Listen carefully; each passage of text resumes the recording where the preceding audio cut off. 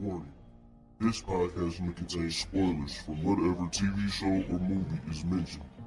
Please listen at your own discretion. Welcome to Viewers Anonymous.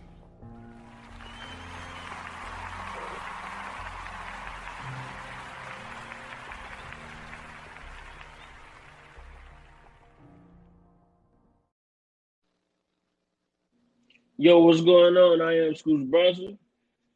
And I am S. Foster, and this is Viewers Anonymous, man. How we feeling today? Man, feeling good, feeling great, man. Back at work, you know what I'm saying? Back on the grind, back on the hustle, man. I'm excited, man. I've been hearing some reviews about the Malcolm and Marie movie. I'm gonna watch it tonight to see if those reviews stand up. You know what I'm saying? I've been watching Schitt's Creek. I don't know if you ever seen it, but you brought that up last week. Yeah, it's hilarious, man. They got me. Eugene Levy, I like Eugene Levy. He's a funny dude, man. And it's him and his son. They got a show, and it's pretty good, man. I ain't gonna lie to you. It's good. Dude, let me tell you. So I cannot stop talking about it, dude. HBO Max, man. They need to give us I know it, man. They need to give us some kind of damn deal or something, cause man, listen, like I finished The Outsider like Friday, right? Yeah. And then I started The Flight Attendant. Yo, okay. that shit is good, yo. It is really good. Girl out of the Big Bang Theory. I know exactly what you're talking about. Katie something. Kate, yup. Yeah. Katie, I'm she got like an Italian last name or something. Yeah, I'm about to say Katie Couric, not her, but I know what you're talking about though. Yeah. I know exactly what you're talking about. I seen the preview for that. Dude, man, it's really good, man, and like the only thing that sucks is for somebody to be that fine to be a train wreck. Mm-hmm. But she is a train wreck in this movie. Like, I mean, like, man, she was a train wreck on Big Bang Theory, man. Oh no! Like, you see this? Like, it is terrible, dude. It's terrible. But like, it's wild, man. Like, I remember seeing the previews for it, and like, she just basically, met this guy, and then like, she wakes up and his throat slit. You know what I'm saying? And she don't remember nothing. Oh, and shit. Like, so she just woke up in the bed with a dead man. You know what I'm saying? And so the thing about it, there's like different storylines in between the storylines. You know what I'm saying? So it's a lot of stuff going on. Dude, I finished that this weekend. Like, I watched the whole thing this weekend. And then I started Euphoria. Man, let me tell you. I thought she was a train wreck. But these 17-year-old kids, man, I heard it's crazy, bro. Dude, it is super crazy. Super crazy. I mean, I think it's one of those things where, especially if you got a daughter, it's like when she get like middle school age. Yeah. Now the thing is, it's kind of hard to do it because of the nudity and stuff. Mm-hmm. But the reason I say watch it with a teenage daughter is because like you see like some of the stuff that like girls are going through with like with what I'm saying, with sexual situations when it comes to guys. There was one guy who he would just keep telling this girl that he loved her, and like he would treat her like shit, abuse her, he choked her in one scene. You know what I'm saying? And she still kept running back to him. You know what I'm saying? And it's like that dad-daughter teacher moment of like, yo, no man would ever do that to you if he loved you. You know what I'm saying? Like there's a lot of like teaching tools that like goes along with it, but like of course, Zendaya has her, a drug addiction and alcoholism and all of that type stuff. So it's a bunch of teacher moments, but like at the same time, it might be just a little bit too graphic. But the reason I say middle school age is because Zendaya was talking about because she met this girl that actually have a transgender on the show. And So she's talking to this girl, and she asked her about her sexual experiences, and she basically told her, she was like, yeah, when I was, she's like, my first kiss was when I was in like seventh grade, and when I was in eighth grade, I jerked 4 guys off, and then when I was a freshman, I gave 2 guys head, and then just like, well, I don't want to think about a daughter of mine doing some shit like that. You know what I'm Yeah, saying? I'm with you. I'm with you. That's why I said middle school, but like it's so graphic, dude. You see a lot of dicks. Like I'm just Oh throwing it yeah, out there. Like it's a lot of them going around, man. yo, It's really it's really weird, man. Cause I'm TV cool, bro. changed. I've been scarred from Oz, bro. Oz was like that, man. I'm like, yo, I'm cool, bro. But I only say that because it's like that's the one thing that'll make you not want to show like a 13 or 14-year-old. But then at the Yeah, same time, it's like there's so much stuff of like what you don't want your. I mean, you don't want your son to fall in it either. But yeah, like you don't want your daughter to be in some of these situations because like there are some scenes where it looks like the girl don't want to have sex, but she, you know what I'm saying? She's hmm, kind of coerced and kind of doing it. You know what I mean? And it's just yeah, like those teaching moments where you be like, "Yo, you don't have to do this if you don't want to." You know what I'm saying? Like one of mm, those type shit. And then also, I mean, you can't have your son to be like, "Yo, this is not how you treat a woman." You know what I'm saying? yeah. I Like think this is that's the more important conversation to have, man. Teaching your son how to not just respect women, but you know what I'm saying, control himself.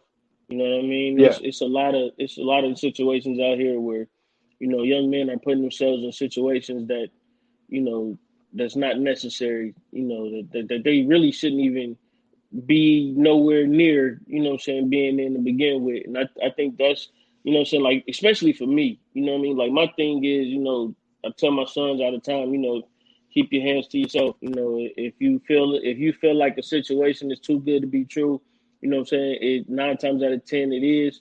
If it's just you and somebody in there, you get somebody else around, or go somewhere where it's a bunch of people. You don't never want to be, you know what I'm saying, in a one-on-one situation like that, especially when, you in a compromising position, like being at a party or something like that. Like, I try to instill that in them early, like, you gotta. I think it's more important for us to teach our young boys to, not necessarily be so aggressive and, pushing up on young girls and stuff like that. Like, don't get me wrong, like, especially in high school, that's when, what I'm saying, your hormones is raging because you're around them hmm all day. You starting to see girls blossom into women, and what I'm saying, they starting to grow into men. So, what I'm saying, I think it's more so important than, what I'm saying, to tell our young boys, like, we gotta, what I'm saying, do better on that part, as far as, because I think that with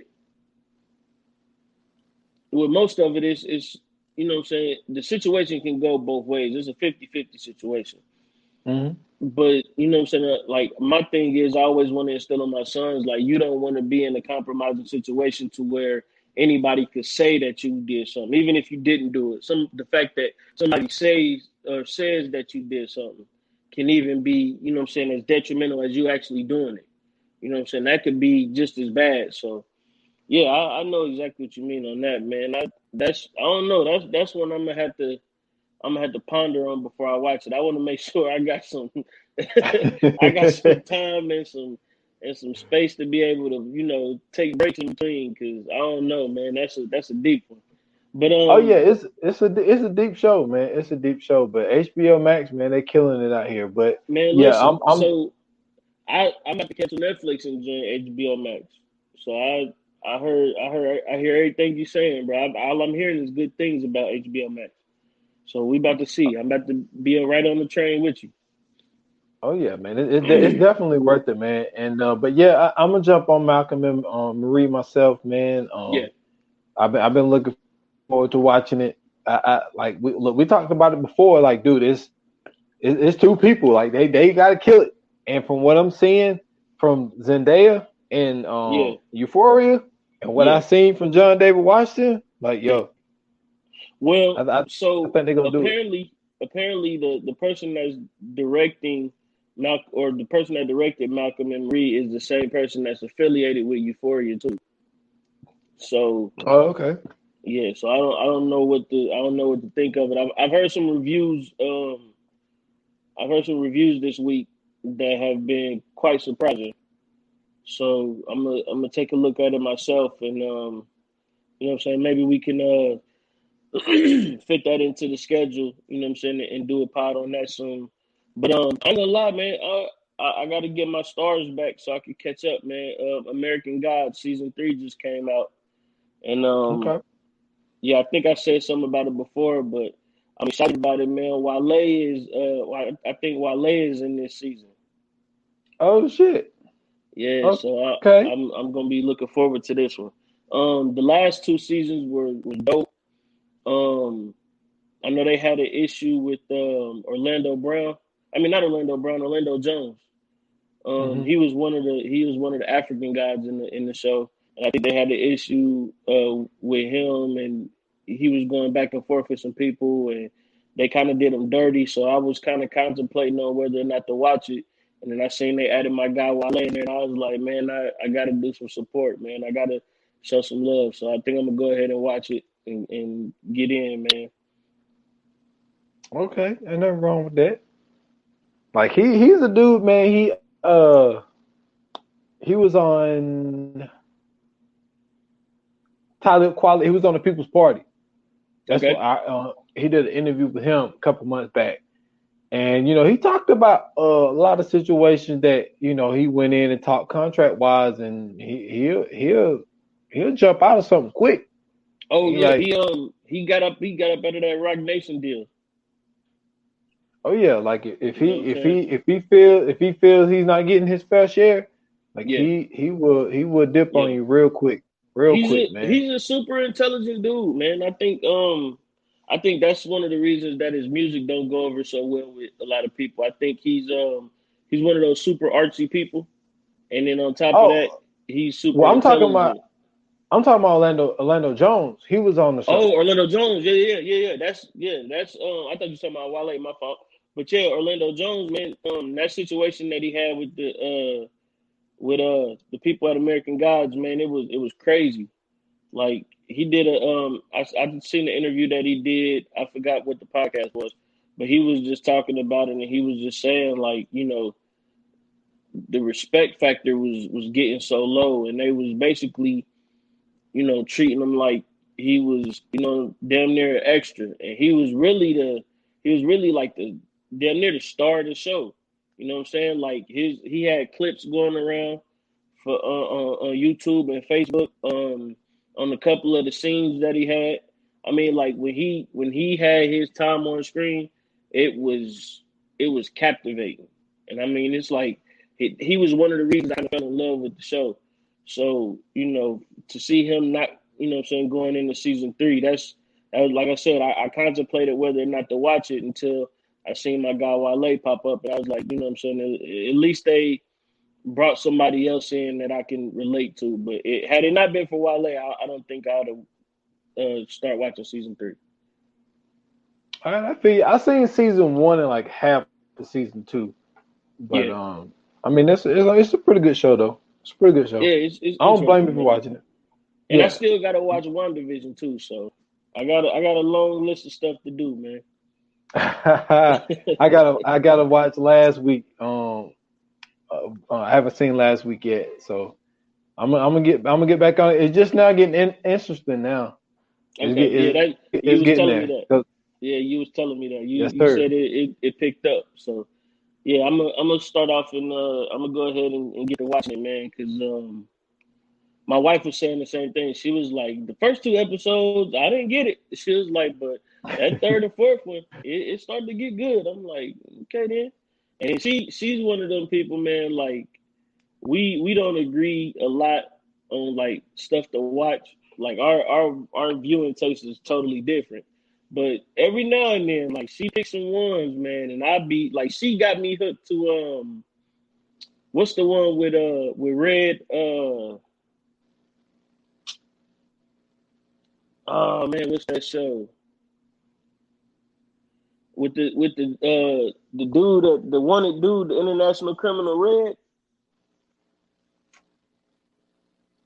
Uh, And they thought the girl that was with the FBI was his daughter.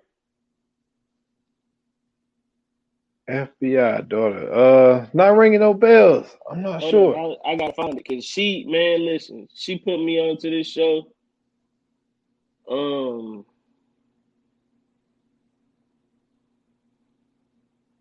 But nah, like man, I'm dealing with the same thing. Like me and my girl, we don't have a lot of the same viewing taste as well.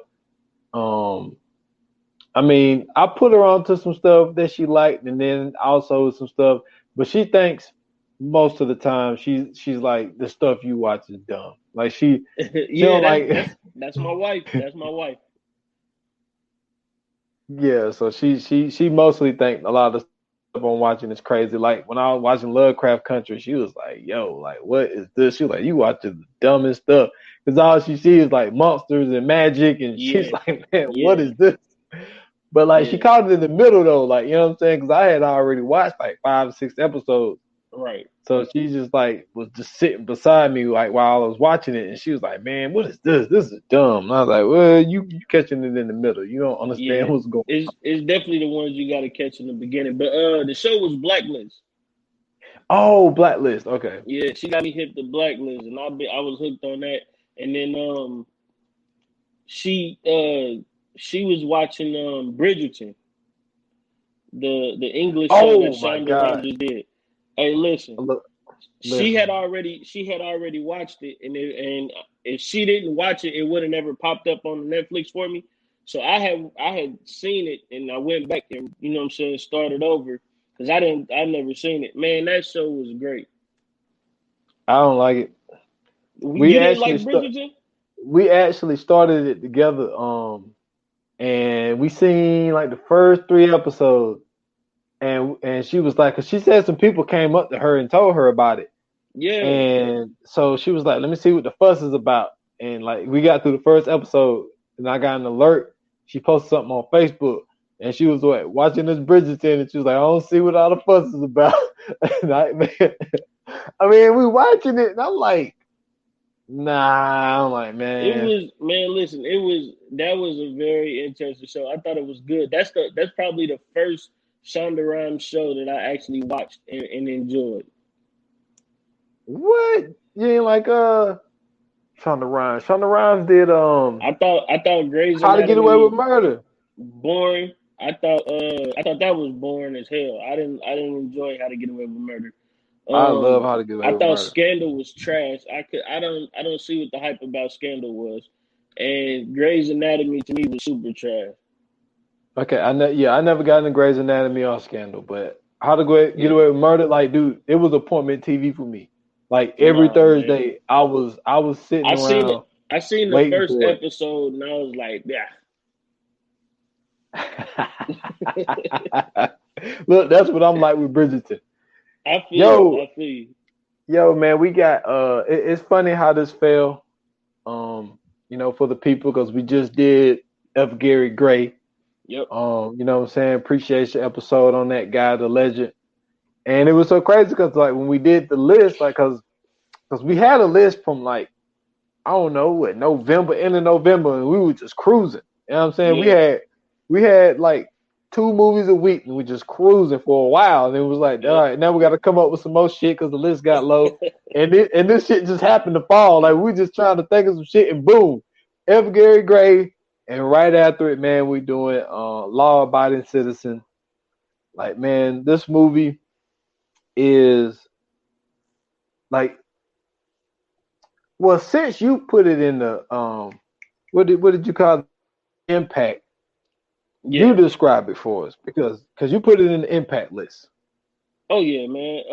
I thought that it was for me, like I know a lot of people say murder mystery, but for me this was more so a suspense thriller. Um it had a lot of different elements in this movie from um mystery, um yeah, murder mystery, had a lot of drama in it, had a few action scenes in it. But for me, it was more so a suspense thriller only because of the plot of the movie. But if you guys haven't seen Law Abiding Citizen or you don't remember Law Abiding Citizen, it's starring Gerard Butler and Jamie Foxx, and it's about a man who gets attacked during a home invasion. They kill his wife and his daughter, and he's going to court every day with this lawyer, and basically the lawyer settles out of court to get one of the guys locked up, and then the other guy is basically getting a death penalty.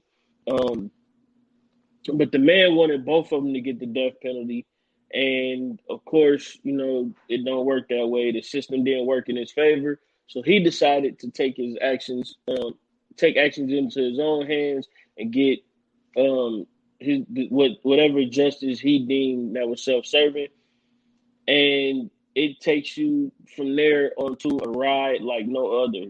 Gerard Butler is he slowly becomes the antagonist in this movie. He's doing things that nobody would ever think to do in the wake of trying to get justice, but we find out that he was basically like this military special ops guy who who basically nobody knew anything about, and he basically is doing everything in his power to bring down the system. And goddamn it, he did a hell of a job doing it. Yeah, like man, when you did the coming soon part, you were saying that it's a lot to talk about when it comes to the system. Yeah. And like it's crazy how the system worked and the deals that prosecutors would take with certain people. Because the thing is, he was upset because he was like, yo, the Darby dude that cut the deal was the one who really did the most. Like the other guy didn't even really, you know what I'm saying? Like he basically ratted him out. But like he was like the timid one. Yeah. You know what I'm saying? Like he was like kind of uneasy about doing it. But like the main guy, Darby, was like he was in it. Like he wanted to rape the woman. Because he was damn near about to rape her. And then he saw the little girl come out. So he was the one who mainly did everything. But y'all cut the deal with him to give the other guy the death penalty and let him lose because he was just basically the first one to cut a deal. Yep. So, the system is really crazy that way. And like what he did was he was like he wanted to. I think his whole thing was, and I believe him. If Nick would have went in there and fought to get both of those guys the death penalty and lost, because he even said it. He was like, dude, if you would have, he said you could have walked out the courtroom with your head held high, and I would have been fine with those results if you would have lost fair and square. He was pissed because he was like, yo, like you didn't even attempt to even do this case. So he did what some people think about doing but would never do. Like he completely took the law into his own hands. Took 5 years to plan this shit, like down to a T. Like he planned it down to a T, as in buying a building directly beside the damn prison that he knew he was going to go to, digging tunnels, all this shit. So he did it very calculated. But I do think that if Nick would have at least fought the case and lost, but the thing about being a prosecutor, it's all about that eviction rate. Not eviction, but you know what I'm saying? Like that's all they care about is the numbers. And it's like when you do a job that's number based, you know what I'm saying? Some people are going to look at you a certain way. That's the thing about Kamala Harris. Like a lot of people are mad at her because she was a prosecutor. Like, what did you expect out of her? Like, that's what her job was. Her job was to prosecute people at a high rate. Like, that's what prosecutors do. So that's what Nick was doing. And this is the only part that pissed me off about it. And I understood why he was mad. The dude wanted to shake his hand in the courtroom. Nick didn't do it. But when they went outside, he went to shake his hand again. And he actually did it. That was a mistake.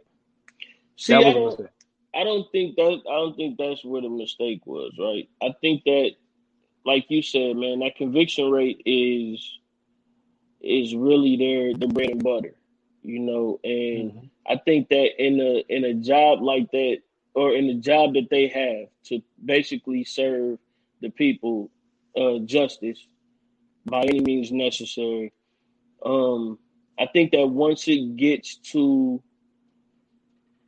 cutting deals and trying to make sure they got a high conviction rate and stuff like that, then it starts to get kind of polluted. You know what I'm saying? It starts to get a little bit mucky and grimy.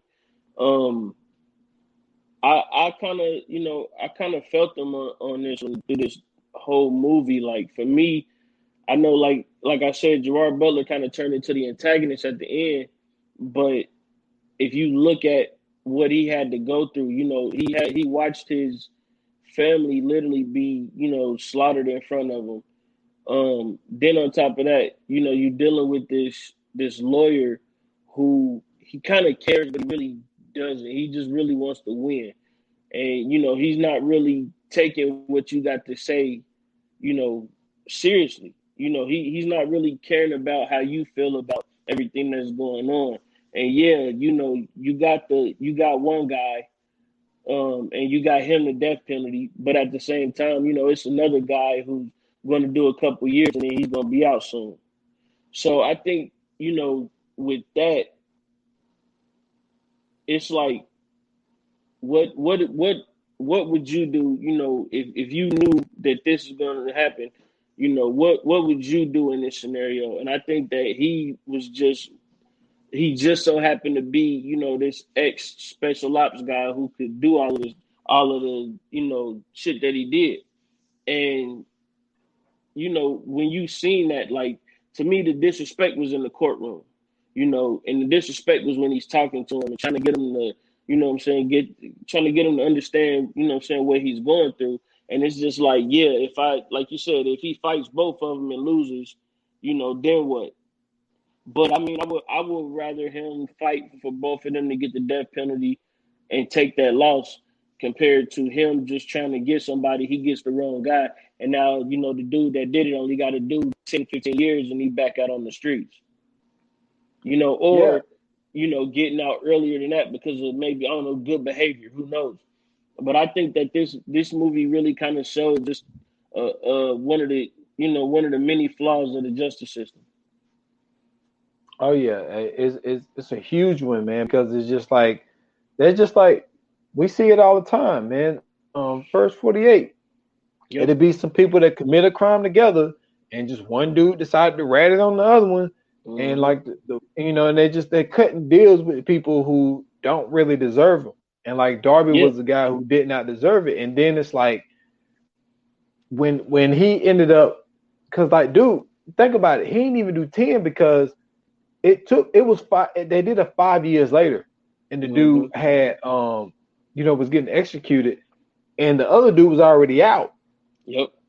So it's like I thought that was like to get to the stuff. Like let's get to the shit.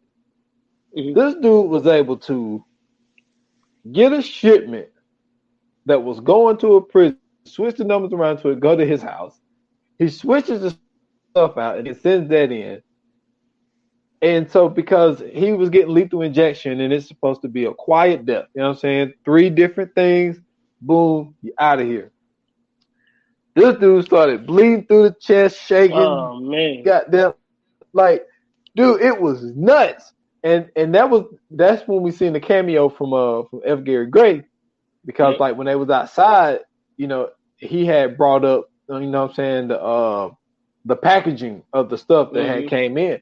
And like to give him that horrible death the way that he did, call Darby on the phone, like, yo, the police are coming for you.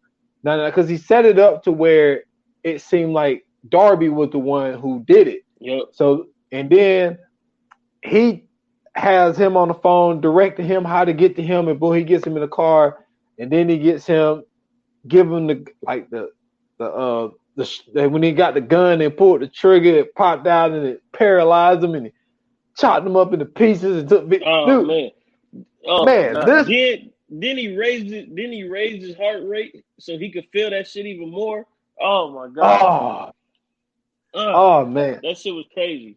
That shit was crazy.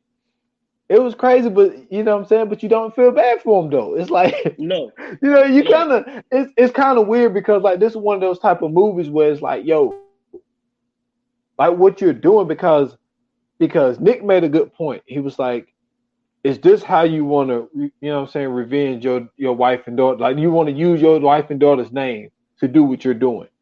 True. But at the same time, it's like you're kind of rooting for the guy because it's like, yo, man, this was some bullshit, man. Like they kind of deserve that shit. But then at the same time, when he started taking out people that was involved with the case, it's like, you know what I'm saying? Like that's when it got kind of wild. That's when I got hyped because I was like, okay, now this motherfucker is really making the change. Fuck voting. This is who we need out here in the street. Because listen, man, this motherfucker was cold as ice, man. Like the crazy part was when they was trying to figure out who was doing all this shit, and then he gave himself up, right? So the whole time he's sitting in there with Nick and him and Nick talking and everything, and he like, yo, he was like, so you the one who did all this? He was like, you the one who killed these two motherfuckers, and he like, yeah, I avenged my family's death, and he like, well, you going down, and he told that motherfucker instantly. He said, hey, I wouldn't walk out if I was you. He was like, you need to sit down. He was like, you want to like to make a deal with murderers, don't you? And he was like, yo, that nigga Nick was like, motherfucker, what you mean? Hey, man, listen. From everything he did, from kidnapping, what was that? Who did he kidnap? The DA or something like that? No, the lawyer. He was Darby's lawyer. Darby, he kidnapped Darby's lawyer, had him buried somewhere by the bridge, and then he had the cars blow up around Nick and old boy. Then he had the what else happened? He had the automatic sniper rifle. I'm like, yo, like this dude was like, he was like Saul 2.0. This nigga was amazing. He was amazing. Like the stuff he was doing, bro, like that made you, I don't know if it was, for everybody, but that kind of made you feel good about, somebody actually doing something after some, saying really getting to some real justice. Because it's like, come on, man. They killed this man's family. For this dude to only get 5 years, even if the other dude did it and he was an accomplice, regardless, you got to either give him more time than that or you got to put him down too, man. It's like, you know what I'm saying? To me, I felt like you felt bad for Clyde. Like Clyde was really trying to basically just, get that revenge. Like he lost his family, man. Like, and then he seen it happen. So it wasn't like, it was just, some guy ran into him in a car accident or something. No, this was like a home invasion, and they really intruded on this dude's peace. So it was like, hey, what else did he have to live for? What else did he have to, like he didn't have nothing else at that point. So, he did what he had to do. Oh yeah. And then like he was, he told Nick about, about making the deals. He was like, you know what I'm saying? I want one of those really nice beds and all this type of shit. He was like, you get my confession. And Nick was like, man, fuck you, I don't make deals with murderers. And then he go out there, everybody like, yo, what you doing? He's like, man, what you mean what I'm doing? They're like, dude, you don't have nothing on him. Like you need this confession. So then they bring this dude, you know what I'm saying, a Tempur-Pedic, you know what I'm saying, up in the prison. Damn dudes in jail, they mad, they hot. And then they ended up. Wait a minute, time out. And I forget if this is the same movie, but didn't he kill his cellmate with the T-bone steak? Yeah, I was getting there. Oh my god! That's when he when they seen that the lawyer guy was missing. And so they had he was like, he's like, if you want to know where he is, I want a steak dinner from this place. He was like, they cater. He was like, I want some asparagus, all this type stuff, and I want some music. So they ended up bringing that in. I thought it was a Gucci moment. I thought him and his celly was about to be buddies, man. Man, listen, he had, and then he told him, yo, it has to be here, 5 o'clock. Mm-hmm. And then the warden, he want to be, you know what I'm saying? See, that's the thing, man. He let ego take over. Take over. He told them because they was gonna be on time. He was like, check it again. He don't know what time it is. You know what I'm saying? All this type of shit. And that time, because I think that once he got his food, it was like 5:07 or 5:09 or some shit. So he's like, yo, he started telling them the longitude and latitude of where he was, and then they found out the oxygen. If they would have got the food there on time, they would have saved him. Yep, they got him. And then so he stabs his cellmate, and you like, why would he do that? It's like you just gave him, man, some food. You split the T-bone in half. Yeah, that's what I'm saying. He gave him the T-bone. I'm like, damn, man, that's what's up. Like he looked, oh my God, what the hell? I was like, what the hell is going on? Hey, he gave him his last supper, man. Oh man, that was crazy. That was crazy. The way he did it was so raw, though, man. I was like, yo, that shit is wild. And then, like I said, and then when he talked to the one guy in the hallway that kind of worked with him but didn't work with him, and he was just like, yo, this dude, everything he does is calculated down to the T. He was like, if he's in jail because he wants to be there. You know what I'm saying? And so then, like, you start to think, like, he killed the cellmate for a reason. You know what I'm saying? So then once you start to see, and then the crazy part, I love when this was after he told everybody that he was going to kill them if they didn't do something by 6 o'clock. So, and they're like, oh man, you know, he ain't no, they were like, man, we ain't dealing with God. They was like, he's just a smart guy. We got this stuff figured out. And so, because they all stayed like at the prison, like all together. So they will all be together. And then, like I said, Clyde knew they was going to do that. All he had to do was go out in the one parking lot and put a bomb in everybody's car because all their cars in the same place. And then, so blew all that shit up. So then they go see Viola Davis. And she was like, wait a minute, let me get this straight. So y'all telling me the guy that's killing all these people, we got him in custody? And they was like, oh, but he got to have somebody on the outside. You know, and it was just like, because like throughout the movie, like you still don't know, like, how in the fuck is this happening? Yeah. And like, it was a very like genius idea of like, you know what I'm saying, the person that, Kurt Reamer was the writer. And it was like, it was a very, very like smart idea, man, to do it this way because, you know, you really don't find out till like the last 25 minutes of the movie, like what's really going on. And it's like Nick had to, because the one thing was his one Ace Boon Coon, Sarah, like she was working on, like they knew these properties is going to be the answer. Like we have to figure out, like, because it was like 10 properties or something that that they couldn't figure out like where they were. So her boyfriend had ended up sending him an email about the last thing that she was working on.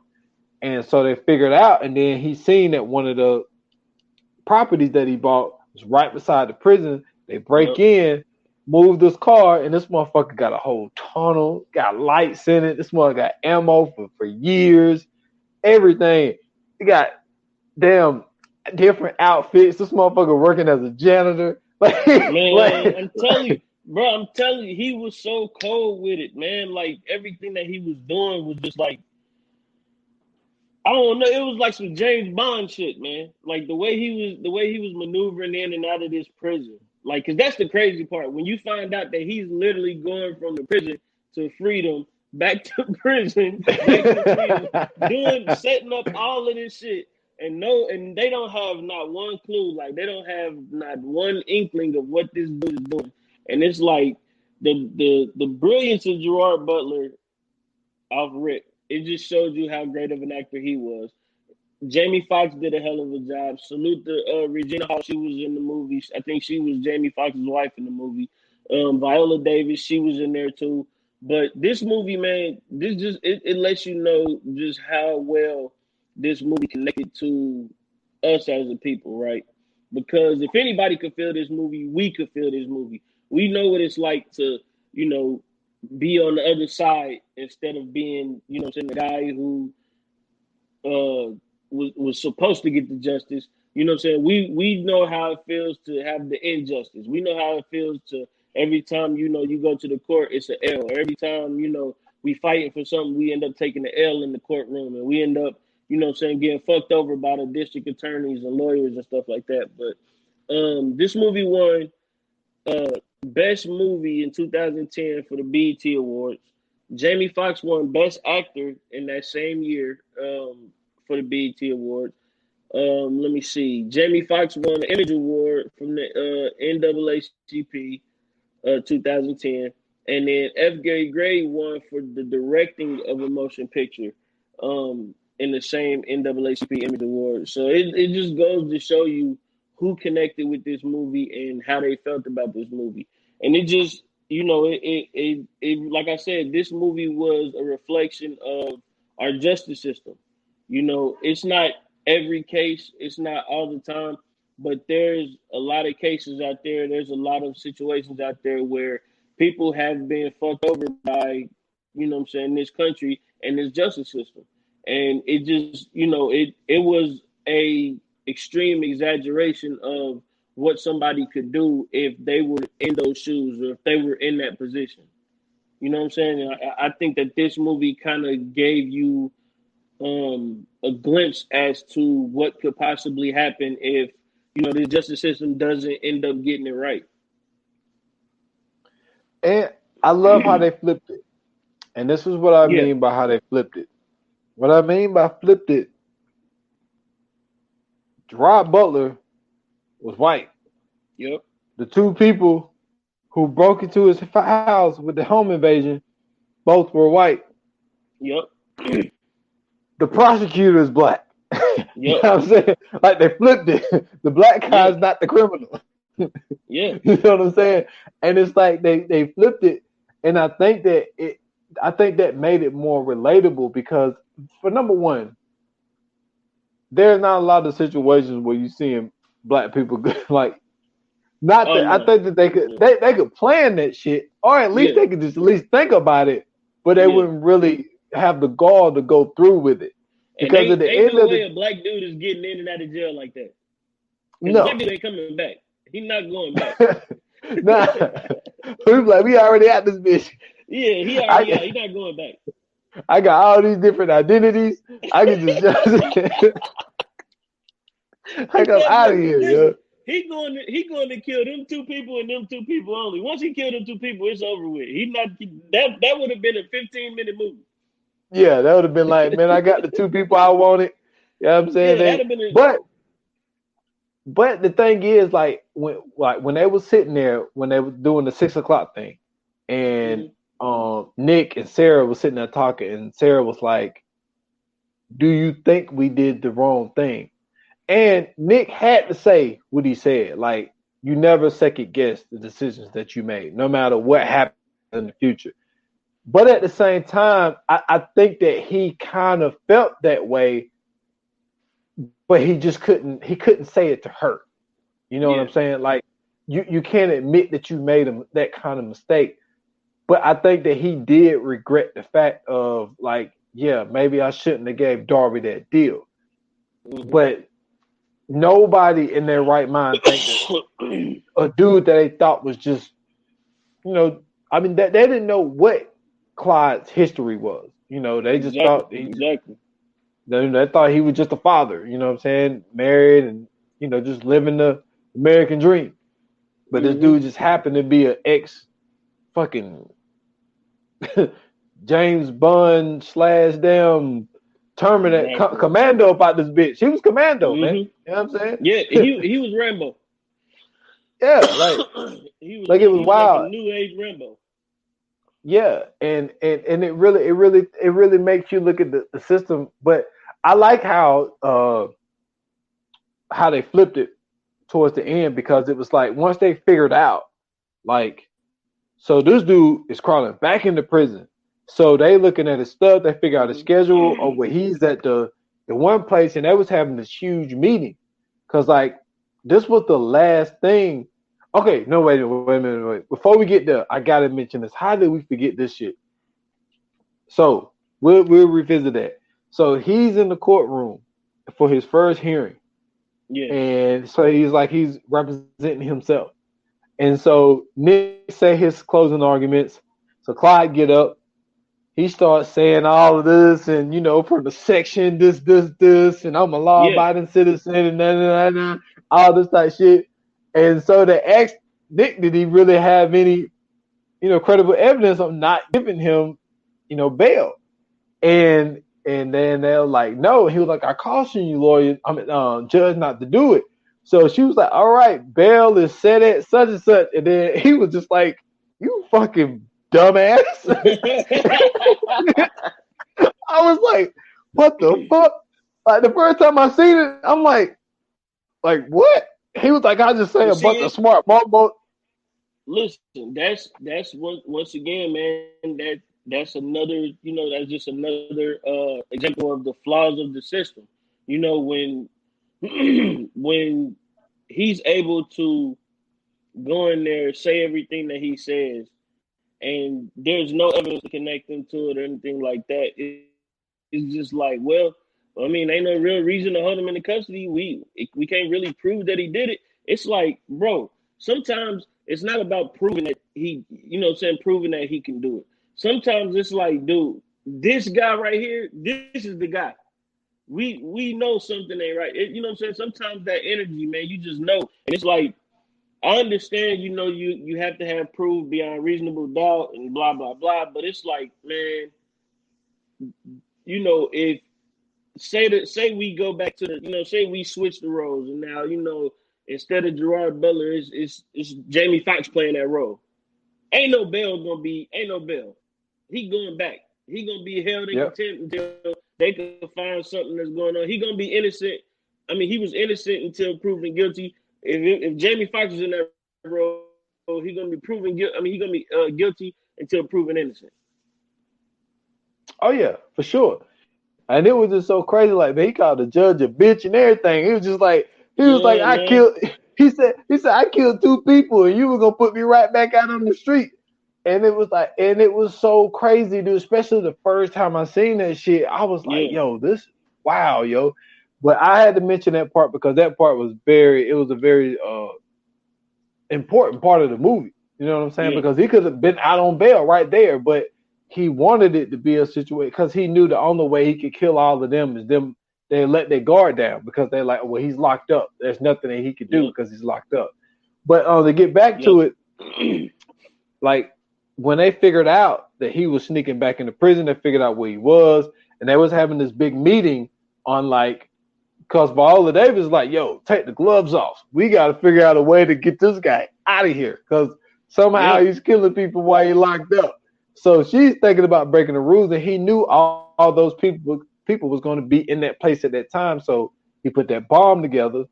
And so then Jamie Foxx and his partner guy figured out like what was going on and all of this type stuff. And he was like, we can't call it in because Clyde is going to know. And he's just going to blow it, before they can even make a move. So he comes up with the idea of taking the bomb that Clyde put in that federal building and put it in his jail cell, and he was just gonna stand there and wait on him to get back. And the look on Clyde's face when he seen Nick in the cell, yo, they did a phenomenal acting job, yo. Like he literally really looked surprised that Nick was in there. And so he was like, I never seen nobody crawl back into prison. And so then he was like, Clyde, he was like, the decision that you made from here on out, it's like you need to think about it because whatever you do, like it's gonna cost you type of thing. And Clyde's like, nah, fuck it. Like this is the last step. This is the last thing that I gotta do. Like, I gotta bring the whole system down. And the best way to bring the system down is everyone that was involved in this case. Everybody has to go. And Clyde looked at it like, what I'm doing today is going to change law forever. Like that's the way he looked at it. Forever. You know, it was kind of Yeah. like Killmonger in a way. Yep. Like his idea was a great idea, but he just went about it the wrong way. Yep. And Poorly I think executed. and like that's is now his execution was great on how he was doing it, but to change the system. But the thing is, you can't change the American system because it was written the way that it's written. Yeah. You know what I'm saying? I don't want to call it to hold black people down because in this situation it was a white guy, but Yeah. like that is. I don't think even if he would have took everybody out, even if the plan would have went according to the way he wanted it, I don't think that it would have changed the way that they still offer deals to certain people. Because I agree. I agree. Yeah, and so he said, "No, I'm calling this phone, and that's gonna be what it is." And what ended up happening, Nick took off running, shut that door, and the other guy locked it from his little sneak out place, and he looked under the bed, and the bomb was under there. He was like, he smiled, and he was like, "That was clever. You got me. That was the you got me moment." And he just stood there and got blown the fuck away. But my thing is, if I'm the warden, but I don't even think they told the warden.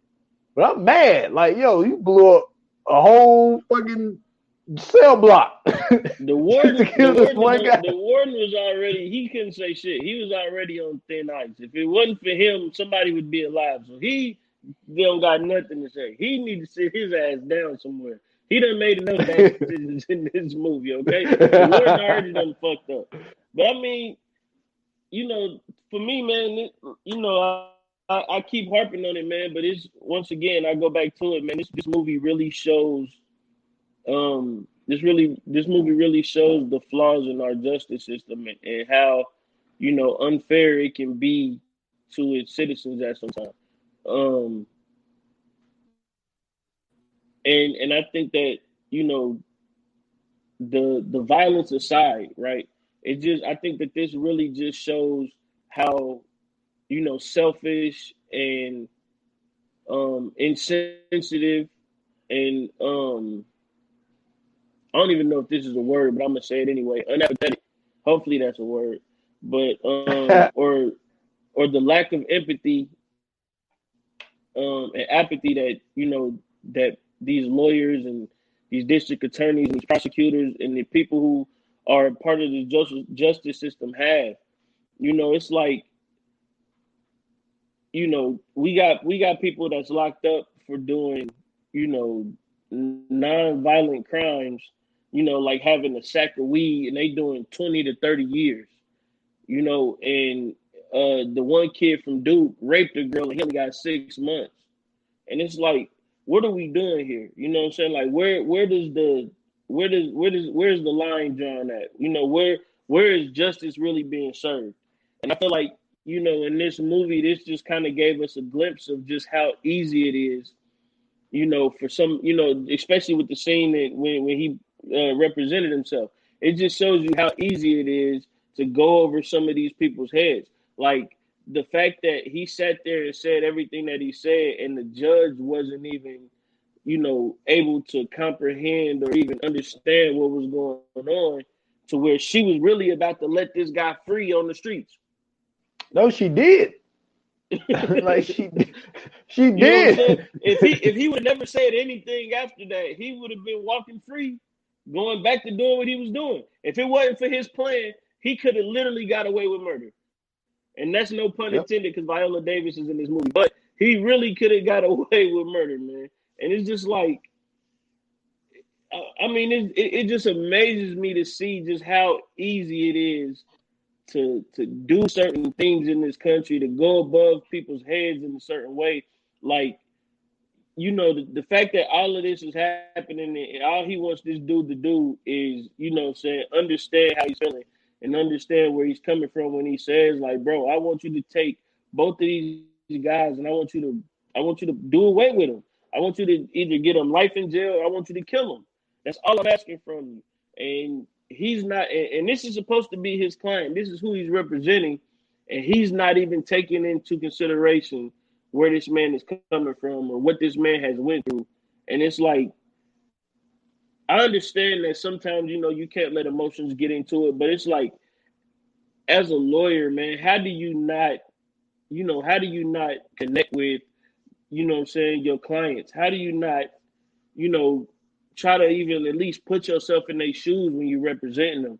And how do you not understand their emotions and their feelings when you're in these situations? Because it's like this man really went through a traumatic experience. Mm-hmm. He wants justice to the utmost extent of the law. And it's like, here comes this, high toting lawyer, and it's like all he wants to do is get one of them in jail, get the other one a death penalty. That way he can go to the next one and they can put him on it because he has a quote unquote good record. And it's like it's showing you everything you need to see about what's wrong with our justice system.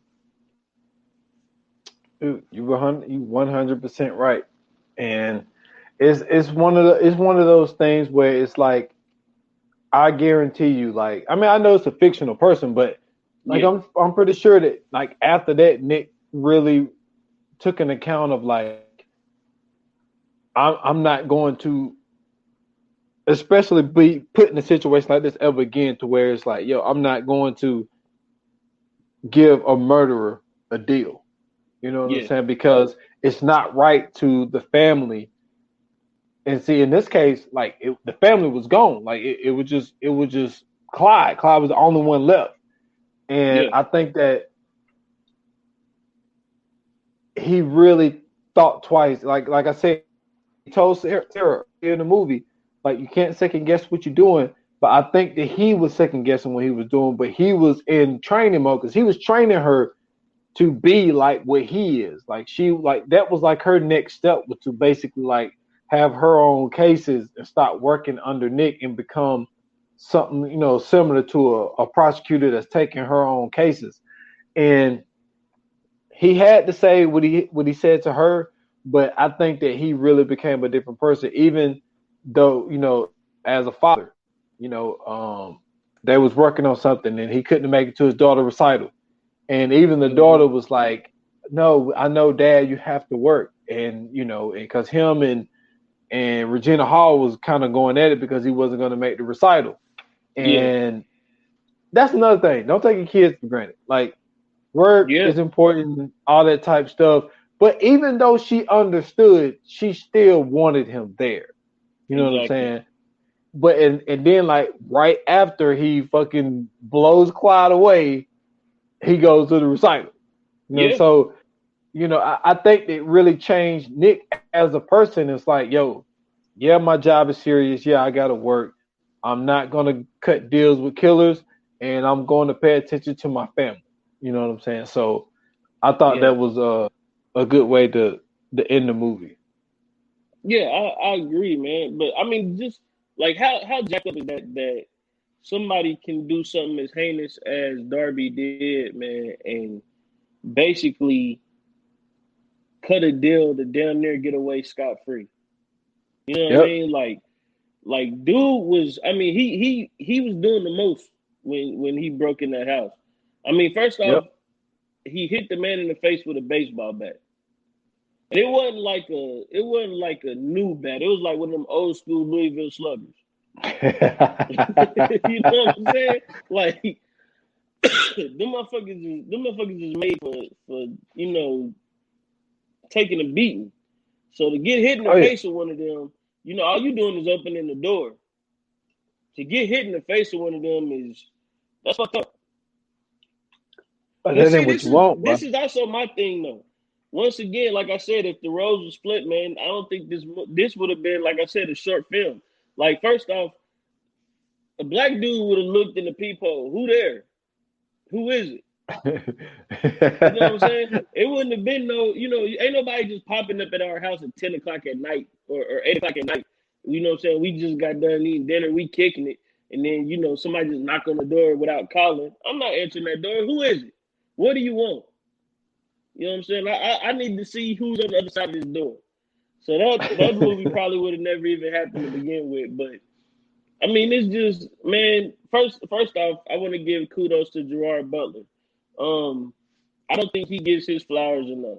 You know what I'm saying? From him doing a hell of a job in 300, from him doing a hell of a job in Law Abiding Citizen, and then he's taking some more lesser roles, and I forgot what the movie was.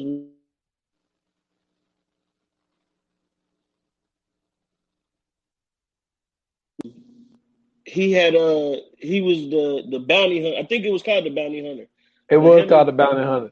yeah, Him he and was the Jennifer bounty Stan, hunter. that shit was hilarious, but Hey, he did a great job just being comical. So I mean, like dude, he has range, bro. don't forget about the ugly truth too. Yeah, That I don't know if you ever seen that shit. I liked it, that shit. That shit was yeah. funny as fuck. How he was like the truth teller on fucking Love, like man and shit. And then he And was then giving Captain Heigl the damn the shit that got her, man. Like that shit yeah, was hilarious, but cause like I he would mean, say, like I bet you do. I'm trying to see. He's been in some great movies, bro. Like um, London Has Fallen. What else was he in? Olympus Has Fallen. Those are some pretty cool action movies. Um, he did voiceover work for How to Train Your Dragon. He was in Gamer. Gamer was a good movie too. Mm-hmm. Um, he was in Rock and Roller, one of my favorite movies. I love the European gangster movies. Let me see what else. What else? What else? He was in Tomb Raider. Not that wasn't as good of a movie as I thought it was gonna be, but it was all right. Um, Dracula 200. He was Dracula. I don't know if anybody seen Dracula 2000. I'm sorry, I said 200. 2000. Dracula 2000 was a good movie. It was I'm trying to see who directed this one. I think Wes Craven. No, it was based off of the Wes Craven Dracula, but Wes Craven presented this one. But the director was Patrick Lussier. But it was based off of the original Dracula that Wes Craven did. They just basically redid it, and that was a good one. I think he did a hell of a job on that being Dracula. But I mean, it just goes to show you, man, like he did a hell of a job. He was even in 007. So Okay. he's been doing his thing, man. That's what's up, man. And then like, real short, I think we just did an appreciation episode, man. Like F. Gary Gray did a great, phenomenal job Yeah, being a director of this yes he did. movie. Like it's one of those gems that it was. They got a $50 million budget. They ended up grossing, if I'm not mistaken, I think they Hmm. grossed 23 million. So it wasn't no failure. You know what I'm saying? Like, I Okay. mean, the movie did well. No. It did well. They ended up profiting 23 million off of it. So, Evergary Gray, man, he did a phenomenal job, man. And like I said last episode, Yeah. it's one of those things where it's like it's not a lot of movies, but he really ain't got no misses. He definitely did not miss with That's this a fact. And the best thing about this movie is it's almost 2 hours long, and it don't feel like it. It don't feel like it at all. one. Yeah, yeah, you're right. It don't It's feel it like it. it keeps your attention every minute of the movie. There's nothing. It's like it's almost one of those movies. Like if you're not paying attention, you'll miss something, and then you'll be lost. You know what I'm saying? Like it's that good. Like it's one of those movies that you can. It's definitely a good rewatchable. You know what I'm saying? You can definitely go back and rewatch it. Um, Jamie Foxx, he did a great job in this movie. I think that he kind of played that. He kind of played that good guy role. You know what I'm saying, to the best of his ability. He showed his skills in this movie too. Um, and it's really not surprising. I'm not really shocked that Jamie Foxx did what he did. I mean, he showed us time and time again just how great he is as an actor. So he really just came in and did what Jamie Foxx does. So that was good to see, and it was a good contrast. To see those two on screen together and those two kind of going at it. That was interesting to see. Oh yeah, for sure, man. It was one of those. Ah man, but you know what though? I do remember it had a ring to it when it came out. I do remember that. Yeah, I don't think it was. I don't think it was a movie that was necessarily slept on. I just think that it's one of those movies that, like you said, the perfect word for it is very rewatchable. Like you see it on. yeah. It's one of them things. No matter if it's it's an hour and 5 minutes in, you still like what I'm saying. It's still a lot more shit to watch. You know what I'm saying? With what's left. So for sure, man. For sure, one of those, man. Gems. And then So you gotta remember too, man. This is right after Jamie Foxx came off of Dreamgirls, right before he went into Django. So this is still prime time Jamie Foxx. So yeah, when this movie comes out, it's people are going to see it because not just because of Gerard Butler, but also because of Jamie Foxx. Because the same year that Dreamgirls comes out, 300 came out. So you putting two stars together in this movie at the same time. So yeah, this is definitely one of those ones that people were looking forward to seeing. But it's Fire Flame time, man. Are you ready? yes, sir. Let's get busy, man. Yoga fire, yoga flame. All right, man. Fire Flame time. I'm gonna take this one first, man. I think that the cast, what I'm saying, was great. Gerard Butler, Jamie Foxx, like I said, did a great job. Leslie Bibb, she did a great job playing Sarah. Regina Hall, she didn't have a lot of screen time, but you can't never be mad seeing Regina Hall on screen. Viola Davis did a great job in this movie. The supporting cast was great as well. Let me see what is his name? What is his name?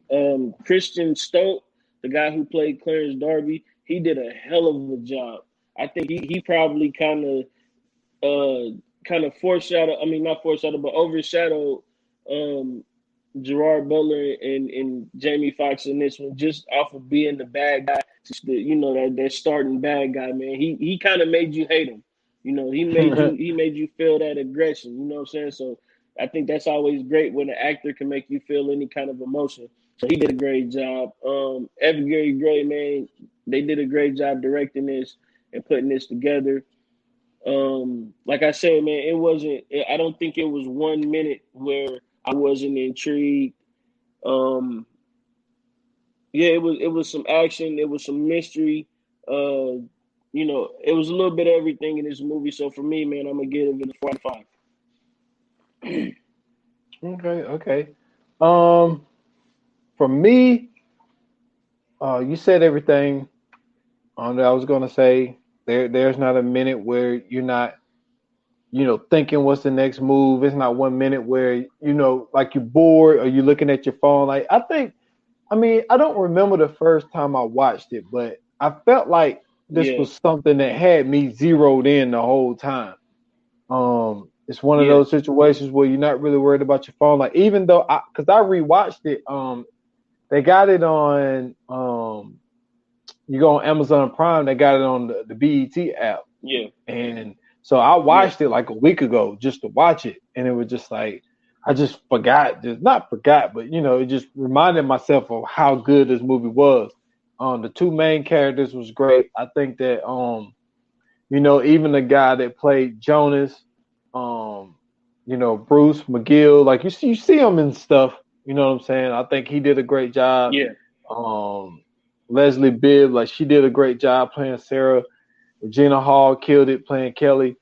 Honestly, man, I might throw you off with this one, man, but I think I'm gonna go ahead and I haven't done one in a while, man. I think I'm gonna give it a 5 Fire Flame, man. I think this is one of those movies. I think that's Oh, one of those movies that deserve it, man. I just honestly believe okay. that the movies that I put at five, I think this movie can fit. I think it can fit in that group, man. And I think I'm gonna throw it in that five flame group. I don't let Hey, a lot of them in there. I don't let a lot of them in ain't there. nothing wrong with it. I think Yeah, if I go, I ain't think nothing it wrong with might that. be. I think it might be five, maybe. It's not a lot of. I don't think I've done a lot of Yeah, fire flame. it's a handful. It's only a Yeah, handful. yeah. Yeah, I'm gonna give it to it, man. I'm gonna give it to it. it's only a Most handful definitely. in there, man. Woo, that's high praise, man. That's high praise. So I gave it a 4. As Dot Foster gave it a 5, man. Y'all go do y'all best to go check it out on your own. Hit us back. Tell us what you think, man. You know what I'm saying? I know most of y'all probably done already seen it, but it's like I said, it's a great one to rewatch. It's one of those ones that you want to have a movie night. It's a good movie to have a movie night to. So um, you know, let us know what y'all think, man. Up next, you know what I'm saying, coming up next episode is gonna be this one is for the lover in you. You know what I'm saying? We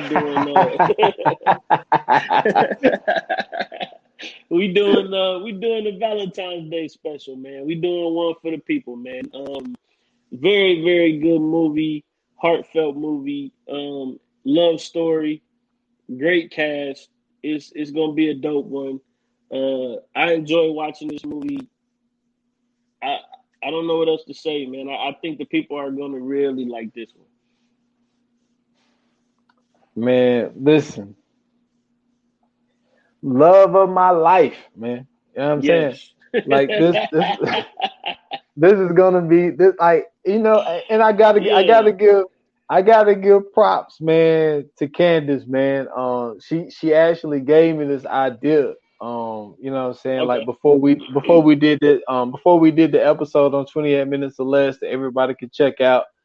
Um, she was just like, it'd be a great, episode if y'all did a Valentine's Day movie, like some kind of Yeah. romance for Valentine's Day. I was like, yo, that's a great idea. And so Yeah. got the idea from her. I ran it by you. You know what I'm saying? You agreed. So I got a shout out Candace on that. But like, yeah, man, like Yeah, this man. movie, this was one of those movies, man. It like just a mixture of the things that's in. I can't say too much. I think I would have said something that really would have gave it away. But like, um, the way that they told this love story was awesome because it Yeah. involves something that me and you love, you know what I'm saying, Yep. dearly. You know what I'm saying? And like they found a way to do it, you know what I'm saying, the way that they did it, man. And it's gonna be a real treat, man, to do something for Valentine's Day for the lovers out there. So Yep. I think it's gonna be a very great, interesting episode, man. For sure, man. So you know what I'm saying? We got something special for y'all. Hopefully, if schedules permit, you know what I'm saying, maybe Candace will be on here with us, you know what I'm saying, to talk about this one. Um, we'll try to work that out. We'll see. But salute to her, man. If you guys are asking who's Candace, go check out the last 28 minutes or less podcast. Where's Dot Foster? She's on there. Um, Great conversation. You know what I'm saying? They talked about, you know what I'm saying, a lot of different things. Mainly, you know what I'm saying, the focus was on Rhapsody, which I thought was super dope because you get to hear two people who enjoy hip hop, two people who enjoy artists, and you get to see, you know what I'm saying, the similarities of how they feel, you know what I'm saying, some differences on how they feel too. It was just an overall great conversation. So go check that out. But for sure, man, y'all check me out on social media, on Twitter at Scoots Bronson. You can check me out on Instagram, Scoots Bronson _TV. You can also check me out on YouTube if you're not watching this on YouTube, at Scoots Bronson TV. If you are watching this on YouTube, make sure you hit that subscribe button. Make sure you hit that thumbs up, that like button, and make sure if you ever want to find out when we're going live, you hit that notification bell as well. Make sure you leave us a comment too. But you can always watch us live. you know what I'm saying, get on here, enjoy yourself, talk with us, you know what I'm saying. We can bring your comments up. We could talk about whatever you know what I'm saying, you guys want to talk about mid podcast. So I think that would be dope for y'all too. Also, you know what I'm saying, if you're listening to this podcast for the first time, make sure you subscribe. If not, if you want to watch us, you can always go to YouTube and rewatch the live stream, or you can always catch us live every Tuesday and Friday around 6:30. You know what I'm saying? We usually go live. So make sure y'all check that out. And of course, man, never, you know what I'm saying, ever forget this. We got a group. Go to the VA Pod Watch group on Facebook. Make sure you hit that request button so we can add you in. We're trying to get those numbers up, people, so we can start doing a lot more with the followers. But if you need to find out anything about any of our podcasts, any information about either one of us outside of this podcast, or if you just want more stuff about this podcast, you can always go there. That's our home base. That's where everything's going at. You can catch all the episodes, all the links and everything else. The VA Podcast Watch Group on Facebook. Make sure you add yourself in there. Yes, sir, man. Also, follow the Stolen Time Podcast page on Facebook, Stolen Time Pod on Instagram. If you want to see the visuals of the 28 Minutes or Less podcast, you can go to the Stolen Time Podcast Network. As far as the 28 Minutes or Less, it's on all major platforms, Spotify, Apple, Google Play, whatever. Also, the Stolen Time Podcast on all major platforms. S. Foster on Instagram and Twitter, same handle on each. And like you said, man, the VA podcast group, watch group page, man, we trying to build that up because if you join that, you know what I'm saying, and what we want to get is more fan interaction, man. We get some fan interactions, we can start putting some polls up, and people can start picking some of the movies that we do. We'll take the highest percentage or even take some different ideas of what people want to hear. So that'll be a different perspective of like taking a movie that a fan, not just one fan. Hopefully we can get, a group of fans that's like, yo, we want to do this. And maybe it's a movie that me and you necessarily don't want to do, but that's what they want to hear. So, we get that built up. Y'all can start hearing some things that y'all want to hear. That's for sure, man. Once again, man, thank you guys for tuning in. We appreciate you guys for watching. We appreciate. I can't talk, man. We appreciate you guys for watching, and we appreciate you guys for listening. Thank you very much for all the support. And like I said, man, just keep hitting us up, keep letting us know what's going on. If you guys got any ideas, feel free to hit us up on social media. You can always go to the VA Pod Watch group, hit us up there as well. Yeah, man, like they say in Hollywood, that's a wrap. Cut.